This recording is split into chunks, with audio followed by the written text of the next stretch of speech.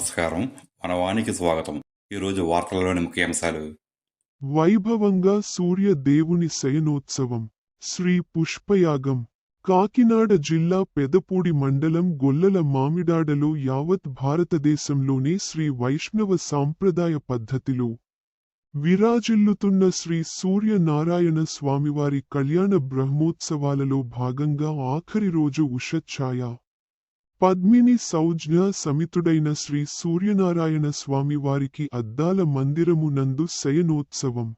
శ్రీ పుష్పయాగం మహోత్సవమును ఆలయ ప్రధాన అర్చకులు శ్రీ రేజేటి వెంకట నరసింహాచార్యులు మరియు వేద పండితుల ఆధ్వర్యంలో అత్యంత వైభవంగా నిర్వహించారు. ఈ సందర్భంగా స్వామివారి అద్దాల శయన మందిరాన్ని వివిధ రకాల పుష్పాలు పళ్ళు స్వీట్స్తో అలంకరించారు. స్వామివారిని దేవేరులతో ఊయలలో ఉంచి ప్రత్యేక పూజలు నిర్వహించారు. స్వామివారికి పవళింపు గీతాలను ఆలపిస్తూ ఊంజల సేవ నిర్వహించారు. స్వామివారి శయనోత్సవం ఊంజల సేవను వందలాది మంది భక్తులు కనులారా దర్శించి పునీతులయ్యారు. భక్తులకు తీర్థ ప్రసాదాలు అందజేశారు.